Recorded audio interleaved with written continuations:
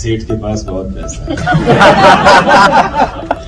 बस मैं नहीं हूं। क्योंकि मैं गलत को गलत साबित कर देता हूं, इसलिए हर बहस के बाद गलत फहमियों के बीच बिल्कुल अकेला छोड़ दिया जाता हूं। देश के जाने माने पत्रकार मुद्दों को बेहद सरल अंदाज में संजीदगी के साथ पेश करने के लिए फेमस सिंपल सरल रवीश कुमार ने अपने करियर का ज्यादातर समय जिस चैनल में गुजारा, अब उससे इस्तीफा दे दिया है। जी हाँ, वो अपने खुद के यूट्यूब के जरिए ही मूल्यों वाली पत्रकारिता को जिंदा रखने की बात कर रहे हैं। रवीश कुमार को ये कदम क्यों उठाना पड़ा? यूट्यूब तक खुद ही को सीमित रखने का रवीश का फैसला किस सोच का नतीजा है? अडानी का रोल इस पूरी कहानी में कहाँ है? ये सब हम आपको समझाने जा रहे हैं।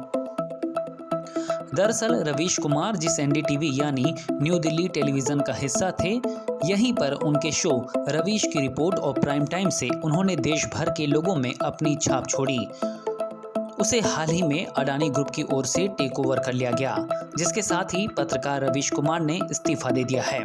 एनडीटीवी ग्रुप की प्रेसिडेंट सुपर्णा सिंह की ओर से सभी कर्मचारियों को भेजे गए एक मेल में बताया गया कि रवीश ने इस्तीफा दे दिया है।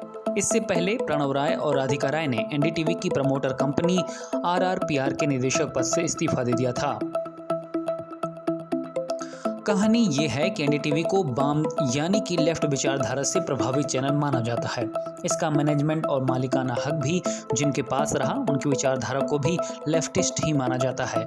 यही कारण था कि साल 2014 के बाद जब मोदी सरकार आई तो एनडीटीवी को लेकर तरह तरह की चर्चाएं होती रहीं। टीआरपी में चैनल के पिछड़ने का कारण भी यही बताया जाता रहा कि वो सरकार की खामियों को खुलकर दिखाता है और गोदी मीडिया, जिन्हें मोदी सरकार का समर्थक माना जाता है, उससे अलग ही अपनी लाइन पर चलने वाला चैनल बना रहा।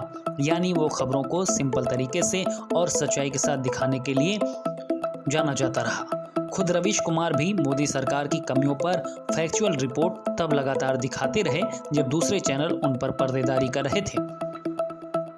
इसी बात को लेकर रवीश की आलोचना, निगेटिव रिपोर्टिंग के आरोप लगते रहे, लेकिन रवीश सच्ची और आदर्शों वाली पत्रकारिता की बात करते रहे। अडानी अंबानी को मोदी सरकार का खास माना जाता है।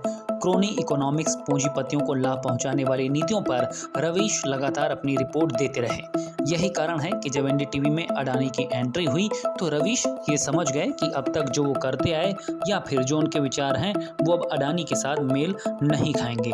इसीलिए कंपनी से इस्तीफे का फैसला ले लिया और यूट्यूब के जरिए ही दर्शकों के बीच अपनी बात, अपनी रिपोर्ट लेकर आते रहने की बात कर दी। रवीश ने अपने इस्तीफे की खबर का वीडियो भी अपने चैनल पर अपलोड किया है, जिसमें उन्होंने इस्तीफे की पूरी कहानी, मौजूदा दौर में पत्रकारिता की सीमाओं और बदलाव की बातें की हैं। गोदी मीडिया को लेकर भी उन्होंने अपनी बात रखी है और देश में पत्रकारिता के लेवल को लेकर चिंता भी जताई।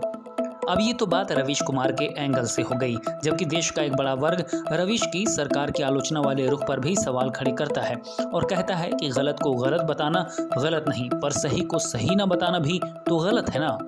अब रवीश सही हैं या मोदी सरकार के समर्थक, ये आप हमें कमेंट बॉक्स में जरूर बताइए। रवीश के इस्तीफे का फैसला जरूरी था, मजबूरी था या पूंजीपतियों के आगे न झुकने का रवीश का संकल्प था, ये भी हमें जरूर बताइए। ब्यूरो रिपोर्ट, खबर प्याली।